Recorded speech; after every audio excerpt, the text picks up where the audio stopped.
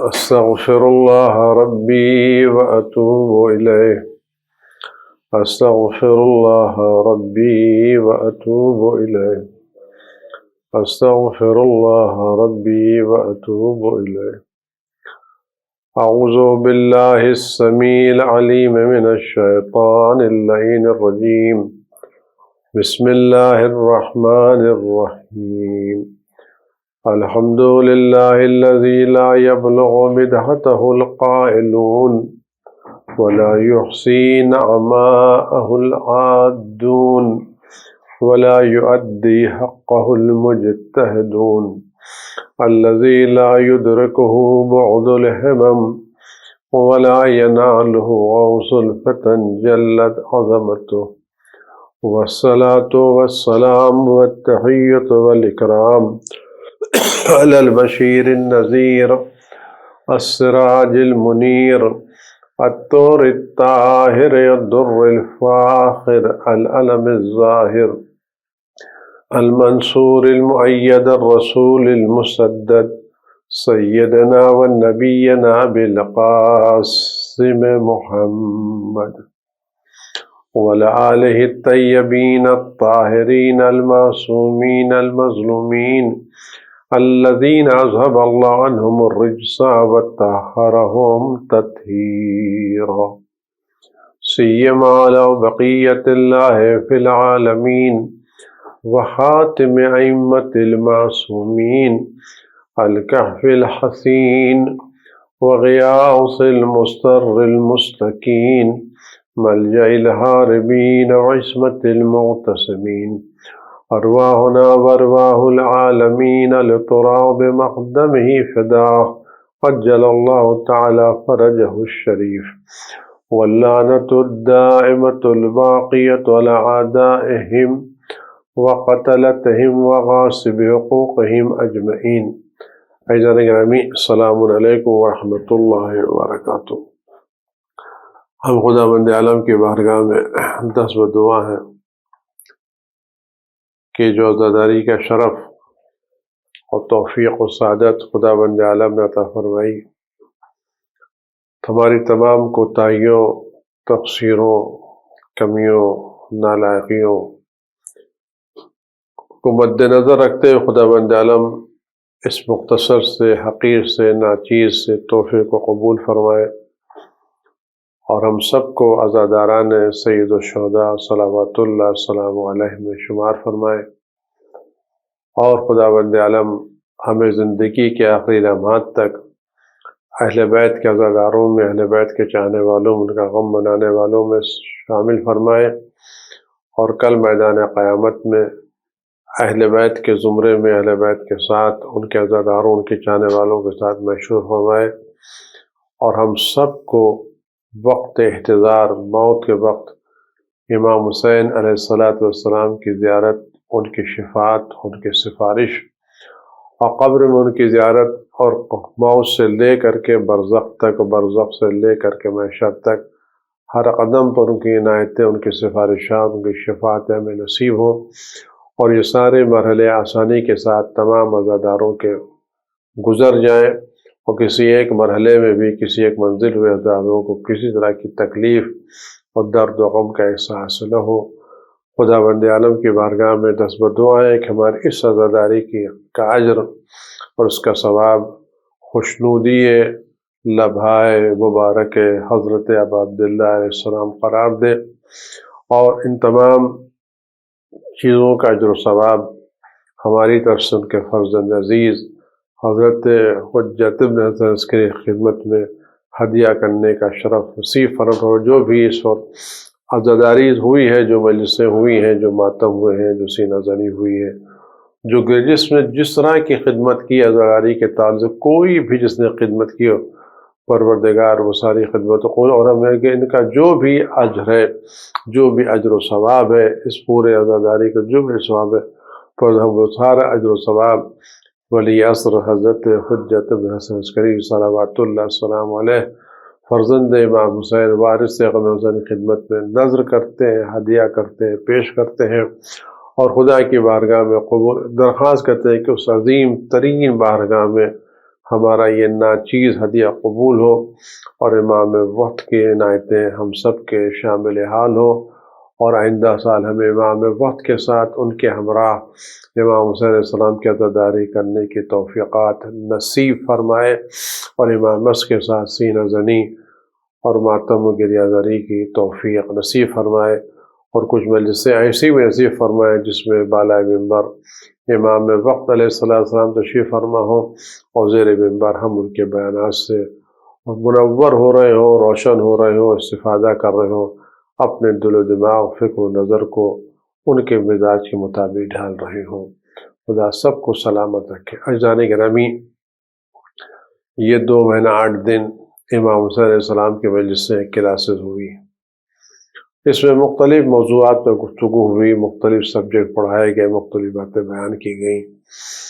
اب وہ زمانہ ہے کہ ہمیں اس امتحان کے اور اس کلاس کے اور اس درس کے اور اس یونیورسٹی کے نتائج کو دنیا کے سامنے پیش کرنا ہے، اور چونکہ یہ آنے والے دن حضرت رسول خدا صلی اللہ علیہ وسلم اور ان کے جانشین حضرت امام جعفر صادق علیہ السلام کے روز ولادت سے منسوب ہے، لہذا ان بزرگوار شخصیتوں کے تعلق سے ہمیں اب اپنی زندگی کا پروگرام معین و مکمل کرنا ہے۔ اب ہمیں دنیا والوں تک تعلیمات اسلامی کو پہنچانا ہے، اور دنیا کو اس تعلیمات سے آشنا کرنا ہے، اور خود بھی اور اپنے بچوں کو بلند ترین درجات پر پہنچانا ہے۔ آپ نے اس ایام اعظام میں دیکھا ہوگا اور محسوس کیا ہوگا کہ امام حسین علیہ السلام اور ان کے اصحاب کس بلند ترین درجے پر فائز ہیں، کس عظیم منزلت پر فائز ہیں، کہ تمام دشمنوں کی کوششوں کے باوجود، سازشوں کے باوجود، فتووں کے باوجود، تہمتوں کے باوجود، عظمت امام حسین علیہ السلام اور عظمت شہداء کربلا میں ذرہ برابر کمی نہیں آئی، بلکہ یہ روز بروز عظمتوں میں اضافہ ہوتا ہی جا رہا ہے، پابندیاں بڑھتی جا رہی ہیں، حسین کا غم پھیلتا چلا جا رہا ہے۔ گویا اس کو پابندیوں سے تم جتنی بھی پابندیاں عائد کرو گے اتنا ہی زیادہ یہ غم اور زیادہ پھیلے گا، اور زیادہ پھیلے گا، اور زیادہ پھیلے گا۔ اب ہمیں اس پڑھے ہوئے درس کو لوگوں تک پہنچانا ہے۔ ہم نے جو درس پڑھے تھے، فداکاری کا درس، جانثاری کا درس، تقوی و پرہیزگاری کا درس، اور امام وقت کی فرما برداری کا درس، کربلا کے پورے میدان میں اور پورے واقعے میں جو چیز نمایاں ہے، سبھی چیزوں میں نمایاں، وہ اصحاب امام حسین کی امام وقت کی فرما برداری ہے، اور یہ وہ خصوصیت ہے جو اصحاب امام حسین علیہ السلام کو حاصل ہے۔ اس سے پہلے جتنے بھی امام گزرے ہیں، خود رسول خدا صلی اللہ علیہ وسلم کے جو اصحاب تھے، ان میں کتنے ایسے واقعات مل جائیں گے جب اصحاب نے رسول اللہ صلی اللہ علیہ وسلم کے فیصلے پر اعتراض کیا، ان کی خدمتوں میں جسارتیں کی، علیہ السلام کے اصحاب نے ان کے فیصلوں کی مخالفت کی، امام حسن کے اصحاب نے ان کے فیصلوں کی مخالفت، لیکن امام حسین علیہ السلام کے اصحاب کی خصوصیت ہے، ان لوگوں نے مخالفت تو درک، ان کی فکر میں بھی مخالفت امام حسین نہیں تھی۔ یہ زبان سے پہلے فکری طور پر امام حسین کے تابع تھے، اور ان کی فکر کو، اپنی فکر اور اپنے حقوق کو، اپنے حق کو اپنی جان زیادہ عزیز رکھتے تھے۔ آج بھی ہمیں اس کام کو آگے بڑھانا ہے، اور اسی فرما برداری ان کے درجے کو بلند ترین مقامات تک پہنچا دیا۔ اس چیز امام حسین کے اصحاب کو فضل سے منفرد کیا ہے، وہ امام وقت کی فرما برداری، بے چو چرا فرما برداری، کسی ایک لمحے پر ایک مخالفت کی چیز نہیں ہے۔ جو امام حسین نے فرمایا، اصحاب نے وہی تسلیم کیا۔ اس فرما برداری کو اس درجے پر پہنچا دیا کہ آج بزرگان، انبیاء، مرسلین کھڑے ہو کہتے، بی ابی انتم امی، میرے ماں باپ تم پر قربان ہو جائیں۔ بہرحال ہمیں اس درس کو آگے بڑھانا ہے، اور اب اپنی قوم کو ترقی کی منزل تک لے کے جانا ہے۔ مجلسیں ہو گئیں، شب بیداریاں تمام ہو گئیں، اب کچھ دنوں کے بعد اسکول بھی کھلنے والے ہیں، یونیورسٹی بھی کھلنے والی ہے۔ اب ہماری ذمہ داری یہ ہے کہ ہم اپنے بچوں کو پوری توجہ سے دروس پر لگا دیں، تعلیم پر لگا دیں، اور ہم اس طرح سے تعلیم پر لگائیں اور اتنا زیادہ اپنے بچوں میں علم کا جذبہ پیدا کریں کہ قوم کو یہ پتہ چلے، ساری دنیا کو پتہ چلے کہ وہ لوگ جو عزاداری میں پیش ہیں، سینہ زنی میں پیش ہیں، غم میں پیش ہے، وہ علم کے میدان میں، ترقی کے میدان میں، ادب کے میدان میں کسی سے پیچھے نہیں ہے۔ اگر ہمیں بہترین طریقے کا غم منانا آتا ہے اور مسلسل غم منانا آتا ہے تو ہمیں بہترین طریقے سے تعلیم حاصل کرنا بھی آتا ہے، ہمیں بہترین اخلاق بھی آتا ہے۔ اب اس پڑھے ہوئے درس کی حفاظت کا مسئلہ ہے، اخلاقیات کا مسئلہ ہے، لوگوں کو آگے بڑھانے کا مسئلہ ہے۔ ہم کس طرح سے اپنی قوم میں جذبے کو پیدا کریں؟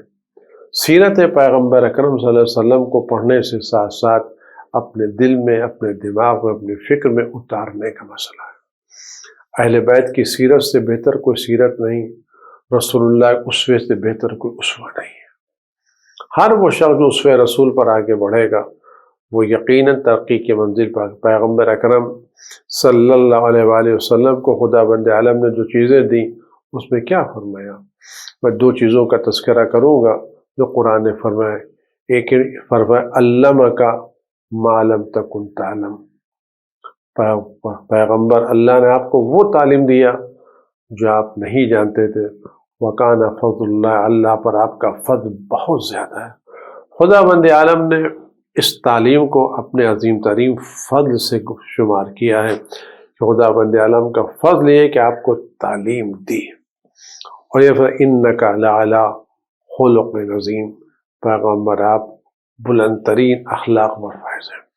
تو پیغمبر اکرم کی بہت سے خصوصیات ہیں جن کو کوئی شمار نہیں کر سکتا، لیکن دو خصوصیات ہیں، ایک تعلیم، ایک اخلاق۔ اسی تعلیم نے اور اسی اخلاق نے کل کے لوگوں کو بلند ترین درجے تک پہنچایا تھا۔ آج بھی یہی دو چیزیں ہیں جو دنیا والوں کو ترقی کے راستے پتہ کر سکتی ہیں۔ ہم سے بہتر، عزاداروں سے بڑھ کر کے، سینہ گزاروں سے بڑھ کر کے کون ہے جس کو یہ حق حاصل ہے کہ پیغمبر کی تعلیمی روش پر چلے اور پیغمبر اکرم صلی اللہ علیہ وسلم کے اخلاقی روش پر چلے؟ ہمیں اس پر ان دونوں روش کو اختیار کرنا ہے۔ تعلیم کے میدان میں بھی ہم کو بہت آگے جانا ہے، بہت آگے جانا ہے، اتنا آگے جانا ہے کہ تعلیم کے میدان میں ہم سب سے آگے رہیں۔ خدا بند عالم ہمارے مراجع کو، ہمارے بزرگوں کو، دین کے رہبروں کو سلامت رکھے، طول عمر عطا کرے، ہر آفت و بلا سے ان کی حفاظت عطا کرے، رنج و غم و الم کو ان کو وجود مقدس سے دور فرمائے، اور ہمیں ان کی قدر و قیمت، عزت و احترام کی توفیق عطا فرمائے، ان کے ارشادات پر عمل کرنے کی ہمیں سعادت نصیب فرمائے۔ مرجع وقت آیت اللہ العظمیٰ آغا ثانی مدہ ذل العلی نے بارہا ہندوستان سے جانے والے زائرین سے یہی فرمایا ہے۔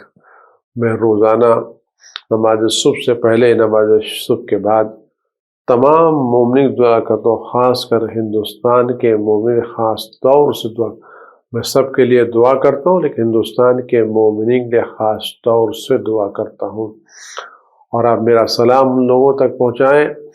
اور میری خواہش یہ کہ میں ہندوستان کے شیعوں کو، عزاداروں کو، ماتمداروں کو نہ صرف تعلیم یافتہ دیکھنا چاہتا ہوں، میں ان کو تعلیم کے میدان میں سب سے آگے دیکھنا چاہتا ہوں۔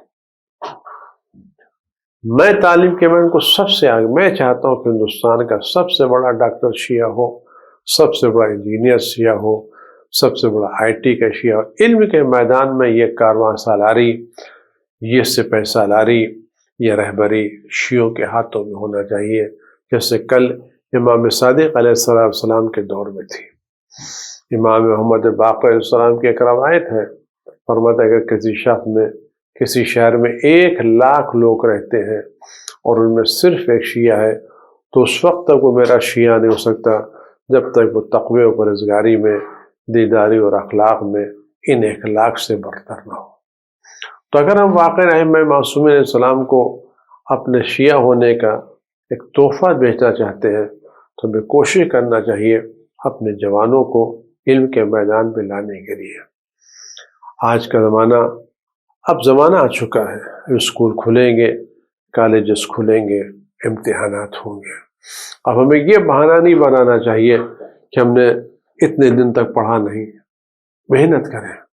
بہانہ بنا لینا جوان مردوں کا کام نہیں ہے، بہادروں کا کام نہیں ہے۔ بہانہ وہ بناتے ہیں جو بزدل ہوتے ہیں، جو میدان میں اترنا نہیں جانتے، جنہیں فن نہیں آتا۔ جو مرد ہوتے ہیں، جو جوان ہوتے ہیں، جو بہادر ہوتے ہیں، جو ذمہ دار ہوتے ہیں، وہ بہانے نہیں تلاش کرتے، بلکہ وہ بہانوں سے اوپر اٹھ کر کے مشکلات کا مقابلہ کرتے ہیں، چیلنجز کو قبول کرتے ہیں اور اپنی ہمت سے اپنے کام سے آگے بڑھ جاتے ہیں۔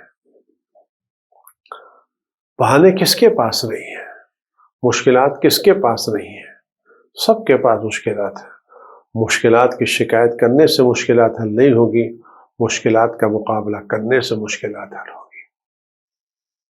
ہمارے جوانوں میں، ہمارے بچوں میں صلاحیتیں ہیں، یہ واقعین ہیرے ہیں، یہ واقعین ہیرے، ان ہیروں کو تراشنے کی ضرورت ہے، ان ہیروں کو سر پر بٹھانے کی ضرورت ہے۔ پیغمبر اکرم نے کیا کیا؟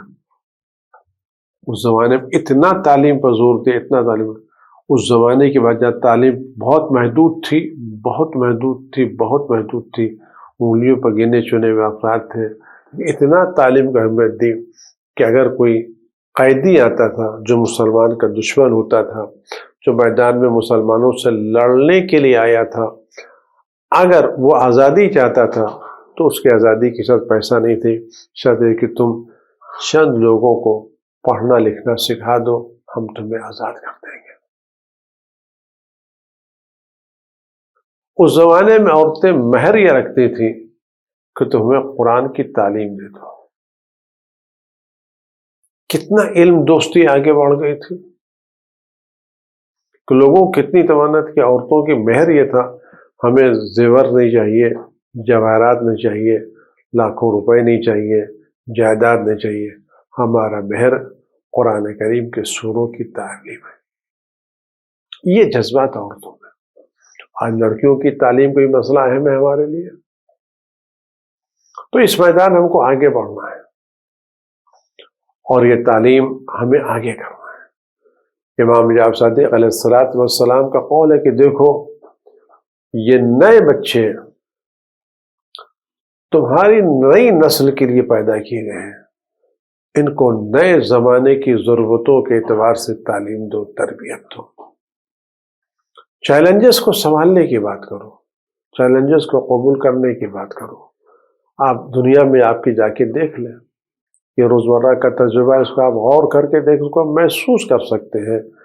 آج ٹیکنالوجی آگے بڑھ رہی ہے، وہ تاجر، وہ کارخانے والے، وہ فیکٹری والے جنہوں نے نئے زمانے کی ترقیوں کے ساتھ ہم آہنگی نہیں کی، اپنے کاروبار کو نئے زمانے کی ٹیکنالوجی کے ساتھ نہیں جوڑا، وہ نقصان میں ہے۔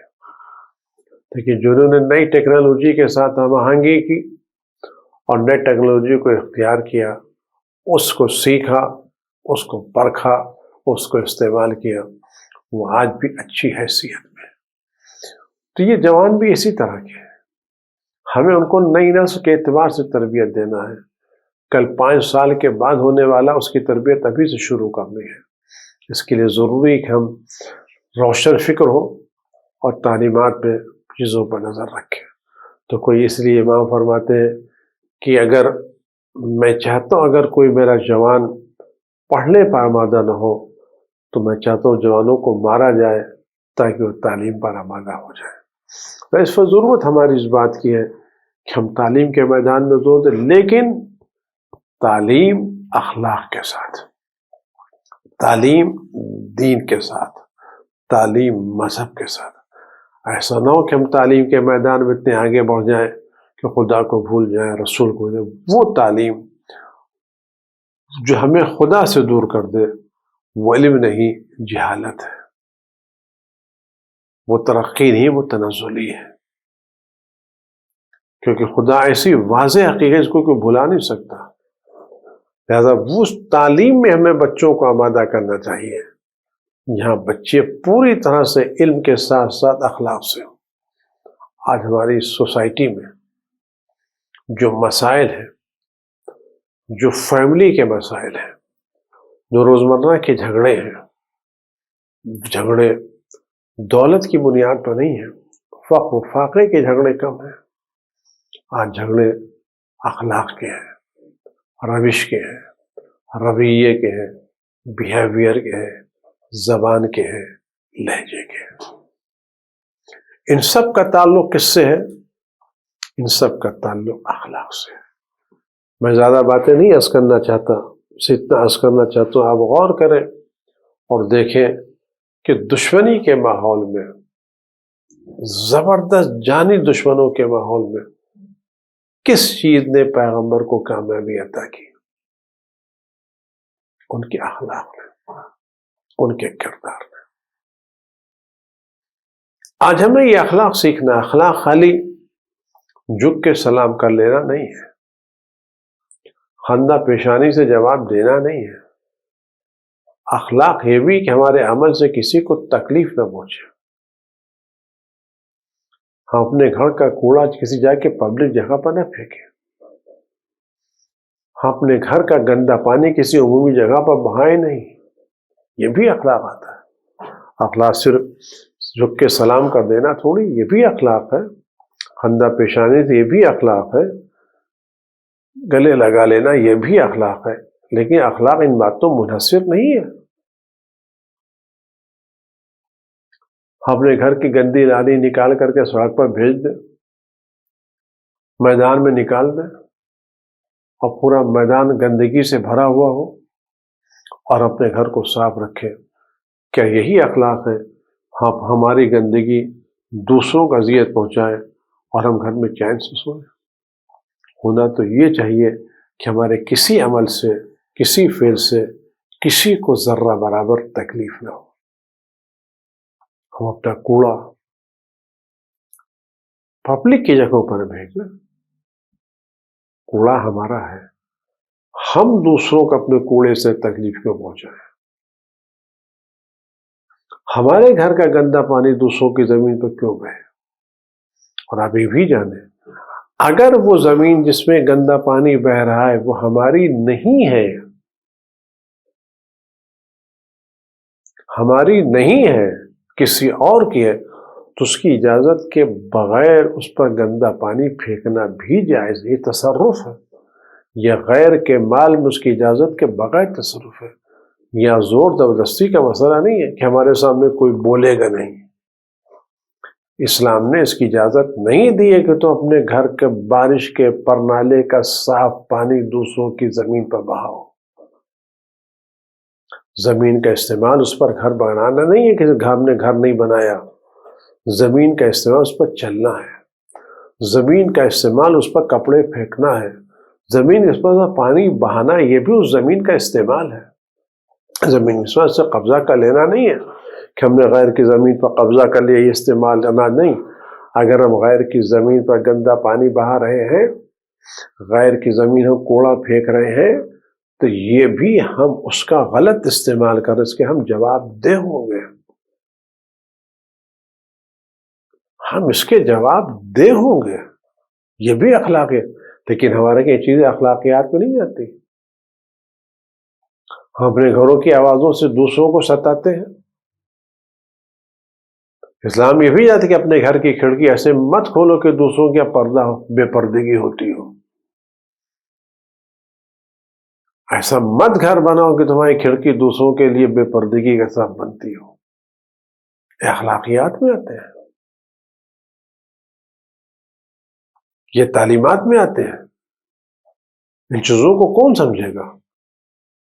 یہ چھوٹی چھوٹی باتیں اسلام نے اس کی اجازت نہیں دی کہ اگر ہم اپنی دیوار پر بیٹھ کر کے وضو کر رہے ہیں اور جس زمین پر وضو کا پانی گر رہا ہے وہ ہماری زمین نہیں، تو اسلام نے وضو کے پانی کو دوسرے کے زمین پر گرنے کی اجازت نہیں دی ہے۔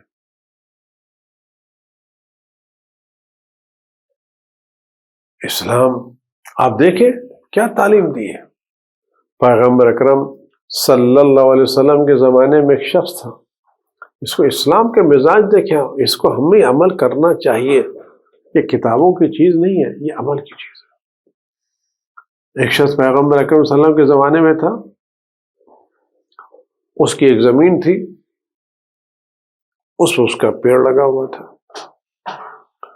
اور اس زمین کے جانے کا راستہ ایک آدمی کے گھر سے تھا. اس زمانے میں گھر چھوٹے ہوا کرتے تھے، ایسے بڑے بڑے گھر نہیں ہوا کرتے تھے. اس کی شادی ہوئی تھی، اب اپنے اہلیہ کے ساتھ رہنا تھا. یہ صاحب جن کی زمین تھی ادھر کا راستہ ادھر سے تھا، یہ جب ان کا دل چاہے چلے جائے، جب دل چاہے چلے. تو اس نے آگے شکایت کی، بھئی آپ کو میں آنے سے منع نہیں کرتا، آپ تشریف لائیں، لیکن ایک وقت معین کر لیں. آپ کس وقت آئیں گے؟ ہم اس وقت اپنا لحاظ کریں گے. ایک چھوٹا سا گھر ہے، رہتے وہی گھر تھا، اس میں کوئی کمرے ومرے تو تھے نہیں، اسے وہی رہتے تھے. کیا کہتے ہیں کہ آپ اپنا وقت معین کر لیں تاکہ ہم کہہ لیں کہ نہیں میرا جب دل چاہے گا آؤں گا. کہ اچھا ٹھیک ہے، کم از کم آپ آنے سے پہلے دق الباب کر لیں، کھکار لیں، آواز دے لیں، بسم اللہ کہہ لیں یا اللہ کہہ لیں.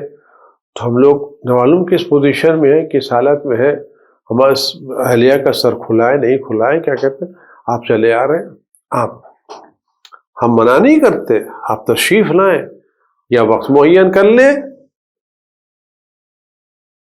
یا آنے سے پہلے ہم کو بتا دیں، بسم اللہ کہہ لیں، دروازہ کھٹکھٹا لیں، تھکم احتیاط تو کر لیں، آبادات کر نہیں.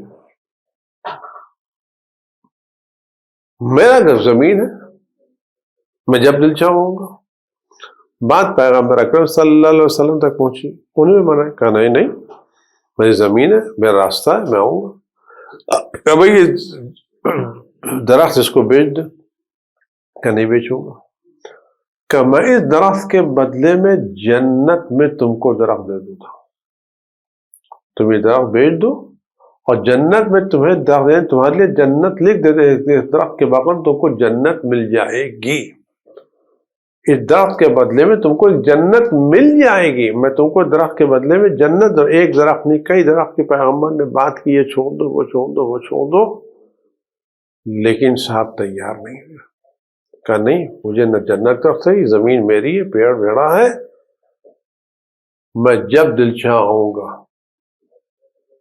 میں نہ کھٹکھٹاؤں گا، نہ آواز دوں گا، نہ وقت کو. پیغمبر نے آواز دی، اس درخت کو اٹھا کر پھر اللہ اسلام میں نہ نقصان پہنچانے کے لیے ذرا ورا ذرا پیسہ ایک دم کھڑ کے پھینک دیا. کہ ایک حد تک چیز ہوتی ہے.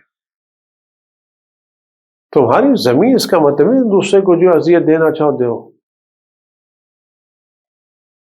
آج کتنے ہم کو ملیں گے جن کے گھر کا گندا پانی دوسروں کی زمین پر بہ رہا ہے، اور اس گندے پانی سے پورے ماحول کی گندگی پھیلے کی، کوڑا کرکٹ دوسروں گھر میں گر رہا ہے. آج ہمارے گھر کا زمین مکان تعمیر ہوتا ہے، ہم اپنے تعمیری چیزوں کو دوسرے کی زمین پر رکھتے کیا نہیں. شرط ہے کہ ہم زمین کو بجری اینٹا گرانے سے پہلے صاحب زمین زیادہ کیا ہم آپ کی زمین کو استعمال کر سکتے ہیں. زور زبردستی کا مسئلہ نہیں ہے، چاہے کوئی چھوٹا معمولی انسانی کیوں نہ ہو، آپ اس کو جا کے پوچھیں. آپ دیکھیں کیسے کیسے لوگ تھے. میں اکثر ایک قصہ سنا ہوں، اخلاقیات کی باتیں، کیسے کیسے لوگ تھے.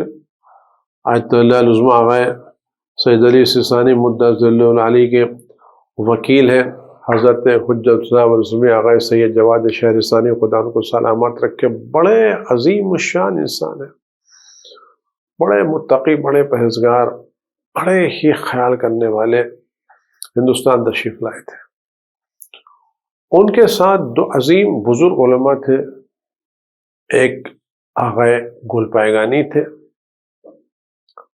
ہاشمی، اور ایک آغائے سید رضی. دونوں بڑے بزرگ علماء آیت اللہ تھے.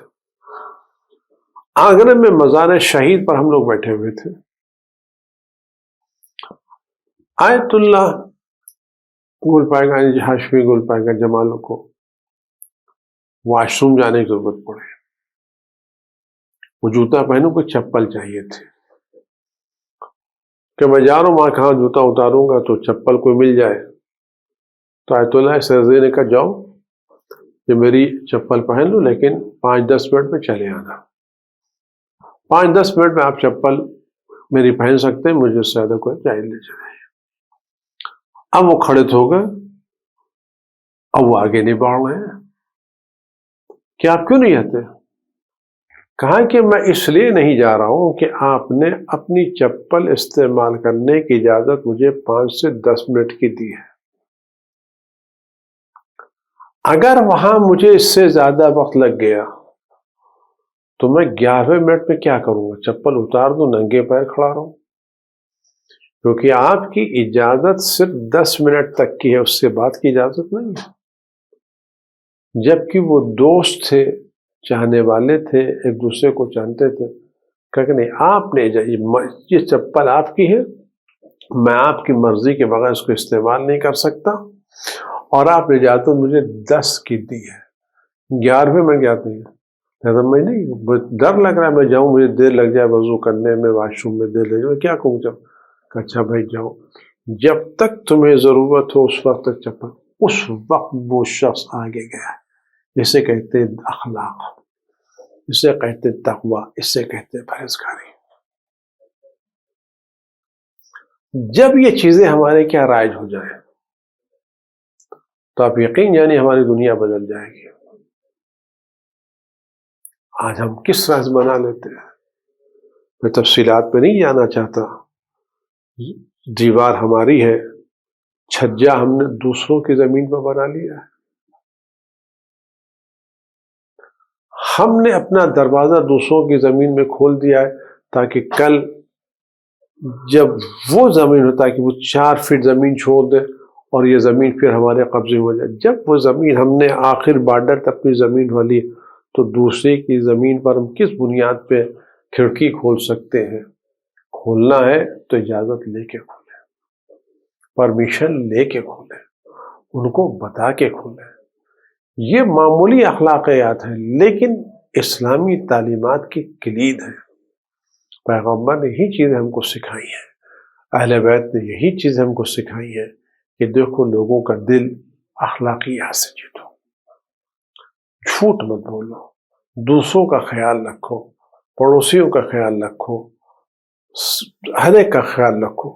اگر آج ہم اس پیغمبر اکرم صلی اللہ علیہ وسلم کے روز ولادت پر اور ان کے فرزند امام صادق علیہ روز ولادت پر یہ اخلاقیات کا پیغام دوسروں تک پہنچائیں کہ پیغمبر نے کیسے اخلاق سکھایا ہے، تو کیا یہ ہماری ترقی کی سمجھے؟ کیا آپ سچ بتائیں اس سے ہمارا سوسائٹی بہتر ہوگی یا نہیں ہوگی؟ ہمارا معاشرہ بہتر ہوگا نہیں ہوگا؟ ہمیں ترقی کے راستے ملیں گے یا نہیں ملیں گے؟ ہماری صورتحال اچھی بنے گی؟ آج ہماری صورتحال کیا ہے؟ جس ہندوستان میں رہتے ہیں وہ محلہ جس میں گندگی ہو، جس میں بدنظمی ہو، جس میں کوڑے کے ڈھیر پڑے ہو، جس کی نالیاں گندی ہو، وہ مسلمانوں کا محلہ ہے۔ کہ یہ ہماری بد اخلاقی اسلام کی بدنامی کا سبب نہیں ہے کیا؟ جہاں غیر قانونی کا نہیں، کیا ہم یہ نہیں کہہ سکتے کیا اس روش کو، اس تعصب کہ وہ محلہ جہاں صفائی ہوگی، جہاں ستھرائی ہوگی، جہاں کی نالیاں صاف ہوگی، جہاں کوئی گندگی نہیں، سب چیزیں یہ مسلمانوں کو، تو کیا ہم اپنے آپ کو گندگی سے پہچانیں یا اپنے کو صفائی سے پہچانیں؟ یہ ہمارے اختیار میں ہے، ہم کس چیز کو اختیار کریں۔ ہم ان چیزوں کو اختیار کر کے اسلام کو خوشنام بھی کر سکتے ہیں اور ترک کر کے اسلام کو بدنام بھی کر سکتے ہیں۔ امید ہے کہ وفات روز ولادت پیغمبر اکرم صلی اللہ علیہ وسلم کے موقع پر ہم کچھ ایسی روش اختیار کریں گے جو اسلام کی خوشنامی کا سبب ہو، رسول کی خوشی کا سبب ہو اور ان کے فرزند عزیز کی خوشی کا سبب ہو۔ خدا ہم سب کو اس روز مقدس کے بہترین سعادت نصیب فرمائے، اور خدا سے دعا ہے کہ پیغمبر اکرم کے حق کا واسطہ عظمتوں کا ہوتا ہے، ہم ان کے اخلاق سے مزین فرمائے، آراستہ فرمائے، اور ہمیں ان کے اخلاق کا ترجمان قرار دے، اور ایسا کام کریں کل جب میدان قیامت میں رسول خدا صلی اللہ علیہ وسلم کا سامنا ہو تو ہمارے اخلاق ان کے لبوں پر مسکراہٹ کا سبب بنے، اور جب ظہور ہو تو ان کے فرزند کے لبوں پر بھی ہم مسکراہٹ کا سب ہمارے امام بنے۔ خدا ہم سب کو بہترین توفیق عطا فرمائے، امام وقت کے ظہور میں تاجر فرمائے، اور ہم سب کو ان کے غلاموں میں چاکروں میں شمار فرمائے۔ والسلام علیکم ورحمۃ اللہ وبرکاتہ۔